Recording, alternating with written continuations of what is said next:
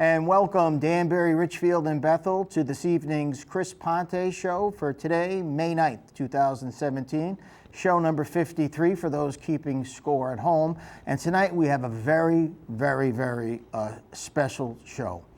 It's about an organization run by wonderful people. And the people who go to this place are loved and comforted and given hope while they're going through cancer treatment.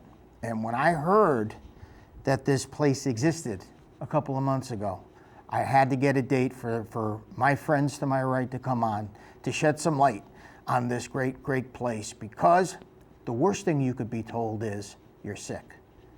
The second worst thing you could be told is you have cancer. Then what do?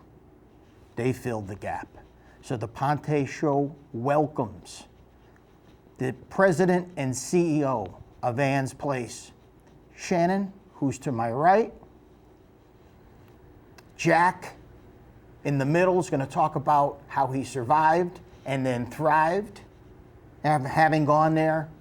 And then the wonderful volunteer to his right, Barbara Talarico. First thing I want to do is welcome you all to the Pante Show. Thank you. Thanks for having us. This is just great stuff, because most of the time I deal with frivolous things on this show. We talk sports, we talk politics, and this is an opportunity to talk about real life stuff, real problems, real challenges, and real overcomings. And first of all, I want to first thank you guys all for coming, and you all should feel good as human beings doing what you do. So first off, to my right, Shannon, why don't you look into camera 3, introduce yourself, and tell the audience about Ann's Place. My name is Shannon Cobb. I'm the president and CEO of Ann's Place, and I started working there in November, and I've just been overwhelmed with how joy-filled and caring the individuals are there. We provide support for people who have been diagnosed with cancer and their families, and we surround them with wellness care, with counseling, with support groups, art classes, yoga, you name it, anything that can help in that journey that somebody or a loved one of somebody with cancer is going through. If you wish to speak with Shannon, Jack, or Barbara, or myself, the phone number is 203-792-4101. Maybe you're a survivor, maybe you're a sufferer, maybe you want to learn more about the place, and this is what we're doing here. Jack, my first question to you, because you're a living example of overcoming and partaking in this wonderful place. Talk to me a little bit about your background, and unfortunately, what happened to you in terms of your health? Sure. So I'm a massage therapist here in Danbury, and as I was finishing massage therapy school in December of 2007, actually it was back for that, September to December of 2007, I was experiencing high fevers, dramatic weight loss, and drenching night sweats. So I was going to the doctors, they were trying to figure out what was going on, and then in January of 2008, right about New Year's, the lymph nodes in my left groin popped up. Went back to the doctors, had surgery to take them out, and 8 days later I was told that I was diagnosed with a stage 2 Hodgkin lymphoma. Had a PET scan, which then revealed that the cancer was also on my liver and my bones, and I was a stage 4 lymphoma, not a stage 2 like they had suspected. So my world came to a grinding halt, and I became a patient, a full-time patient. Went through 5 months of intense chemotherapy, and fortunately, through the grace of God, the medicine, and the power of positive thinking, I was cancer-free in June of that year. So I went from cancer diagnosis to cancer-free within 6 months. And as you can imagine, it was pretty life-changing. Mm-hmm. Anytime you're faced with those 3 words, you have cancer, you just, oh my God, what do I do? I was 32 years old at the time, relatively healthy, other than the lymphoma, not partying, not, eating a ton of bad stuff, but, just living the life of a 32-year-old. And, I was just blessed with having some bad luck and was diagnosed with lymphoma. But the good thing that came out of it, other than not dying, was at my Welcome to Cancer consultation here at Danbury Hospital, my doctor, Dr. Abrams, was telling me everything that I would be going through, and what the next few months of my life would be like, and mentioned Ann's Place. And I was familiar with Ann's Place. I knew it existed. I knew they supported the cancer community, but I was never in need of it. And the day of my first chemotherapy treatment, I went to Ann's Place afterwards. And that's where I met my social worker, Sue Murdoch, who's amazing. And I was just embraced by the Ann's Place community, and I'm glad to be a part of it here 9 years later. Were you, did you know of this place? Obviously you didn't know about it when you were diagnosed. Did you make the first step to Ann's Place, or did your doctor say, hey, there's a place out there that can help you? It was a little bit of both. So I knew that Ann's Place existed because one of their founders, Pat Bragdon, has been a lifelong family friend, and I went to school with her kids. So I knew that Ann's Place existed, but not in a way where I knew exactly what they did. So when I was at that first consultation with my doctor, he had mentioned steps that I would have to take, like going to Yale to do some sperm banking, and how cancer was going to affect my body and how chemotherapy was going to affect my body, and then said, there's a really great resource here in Danbury called Ann's Place, and I said, oh, that sounds familiar, and so like I said, after my first treatment, I went to Ann's Place and started, my experience as an Ann's Place client. Yeah. Awesome. To your right is Barbara Talarico. Hey, Barb. Hello, How you Chris. doing today? I am You look fine. wonderful, by the way. Thank you. She does look wonderful. She does. She looks great. So do you, Shannon. It's the color. Well, it is the color. Talk about your journey. You're a teacher for many, many years. How did you learn of Ann's Place, and how did you get involved? Well, one of my friends, Ann Lavelle, said I need help with the Festival of Trees. So I said, okay, Ann, what does that entail? And not knowing the amount of work that it does entail, but it's fine. You mean fun, not work. It's fun. Yes. Okay. Thank you, Jack. For many years, I've been involved with the Festival of Trees, and that's the weekend before Thanksgiving. And Annie and I reach out to the quilters in the area of Richfield, Brookfield, New Milford, and we have a little reception for them in October, so they bring all of their donated quilts and knitted things to Ann's Place, to us, and we then price it and mark it, and then we, of course, display it for the festival. I've been involved. I'm one of many volunteers. I am not the most active volunteer at Ann's Place. I am a volunteer. There are volunteers there that are so active. They're daily at the reception desk and helping. It's wonderful. And not all of them are cancer patients. I am doing it in memory of my aunt and my sister-in-law and my cousin. So I just feel it is just, as you said, a very comforting, wonderful, warm place. And we always need volunteers. So from the festival to other little organizations or little things that are going on during the year, we step in and help. But as I said, I am one of many volunteers there. Isn't it amazing, because you mentioned it, that unfortunately the word cancer seems to resonate with everybody. We always know of somebody. In your case, Jack, it happened to you. Yeah.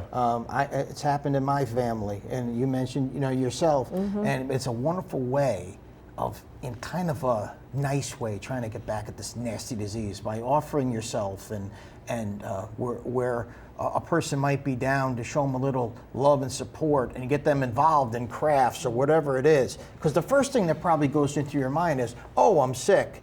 Am I useful anymore? Can I do anything anymore? And the first thing, and it would make sense to me, the first thing that has to happen is for someone to speak into you and say, no, you're going to be okay, you're going to get well, and your life is going to improve at this point. Did that happen to you, Jack? Absolutely. I'm one of those people that's like, you don't worry about me, I worry about you. Right. And for me, when I was diagnosed, I felt pressured to tell everybody I'm going to be okay. Don't worry about me, I'll be fine. But I was scared, and in some respects. Who wouldn't be, by the way? Right, exactly. It's horrible. Yeah, and even though, I was blessed with a diagnosis where it's the good cancer. Right. If you have to have one, try to get a lymphoma, but obviously I don't wish it on anybody. But when I was diagnosed, my doctor said that I had like an 80% chance of beating it, and that I was just looking at 6 months of chemo, and if all goes well, then I'd be fine. And fortunately, that's what happened. And you did. I'm trying. Absolutely. But you know what else is human nature? And I'm not speaking to you, but I'm speaking in general. If someone told me, Chris, 75% chance you're going to get a positive outlook, I'm saying, well, am I going to be in the 25% chance that doesn't? You're not dealing in any kind of certainty. Right. That's right. Right. That's yeah, right. and one of my mantras, well, I had two mantras. One was I was going to beat it like it owed me money, and the other one was Good for you. yeah. But that was also a way of telling everybody like I'll be okay. We'll get through this. But and then the other one was I'm not in that other 20%. You know, so like I said, I'm one of those people that's like, I worry about you, you don't worry about me. But I did have to stop and pause and tell myself, if this happened to any of these people, you would be like, sit your butt down, we're waiting on you. Sit your butt down, we're cooking your meals, Right. Exactly. I knew that it was my turn to receive, but I needed it too. My energy was depleted. I didn't know what was going to happen. I spent the first 2 weeks, maybe 3 weeks at my, just hanging out at my parents' house, spending the nights there, just so I wouldn't be home alone. And then when I realized, what the day-to-day routine was going to be, I was like, okay, I'm well enough to go home. And, obviously I had a lot of visitors and my parents stopping in a lot. And not driving for a couple months was kind of weird, being driven to all my appointments. But, that's just part of the deal. It was a 6-month bump in the road for me. And fortunately, I was surrounded by a good system. So. And this is the Pante Show. The phone number is 203-792-4101. Well, if you want to know where we're going, we have to first learn where we've come from, where we've been. So, Shannon, let's talk about the history of Ann's Place, because I know it hasn't always existed. So let's talk about the history. Who brainstormed this place? How did it all come to pass? How did it get funded? Let's talk about that.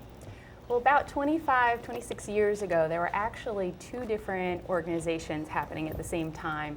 One was the Home of I Can, and that was developed by Mary Burke and Pat Bragdon. And they were providing counseling and support groups for people who had been diagnosed and were sent on this tailspin. And so they were working, and then at the same time, the family and friends of Ann Olson, who passed away at a very young age and was a BI employee in the area, she had a support network that wanted to do something in her memory, and so they created a fund to help support families that were financially strained because of cancer. And so about 25 years ago, those two groups came together and said, you know what, we're both serving families facing cancer, let's do it together. And so for a long time, it was Ann's Place, Home of I Can. And then a few years ago, the board voted to simplify the name to just Ann's Place. And we maintain that community involvement that started right from the beginning of people saying, this is a real need. We need to support these people that are going down this journey, that are hit head on with this news. And so it's a small team of staff. We have 10 staff. We have 960 volunteers. So Jack and Barbara being two of them, every single one of them is critically important. Barbara downplayed her role. I disagree, you're very important. Each and every one of our clients gets to come to Ann's Place for free. They don't pay a dime. It doesn't matter what their income is. It doesn't matter what their background is. They get all services for free, from art classes to yoga classes, one-on-one counseling, support groups, for as long as they need it. We have people who have been coming to Ann's Place 30 years. Not 30, 25 years. Okay. Longer than it existed. Because each year they go back for their test and the anxiety comes out. Sometimes people don't need us while they're in treatment because they're surrounded by their family and friends. But when they get past treatment, suddenly the anxieties come out and their friends say, okay, you're great, and they sort of back off. And then the feelings and anxiety and the stress is all still there. So we get calls with people who are a year out. You know, I'm going in for my test tomorrow. I need to just talk to somebody. And so they'll come in. And so we've got programs for people on every stage. And it's developed. Every year we have new programs, volunteers that come in and say, I'd like to teach an art class, or I want to do yoga. And so it expands and grows. And so that support just gets bigger. You know, it's funny, the one day I went there, I was overwhelmed with the feeling of peace and serenity. Mm-hmm. It was like a retreat, like a place for contemplation, a place for deep thinking, maybe just relaxing a little bit. And I know that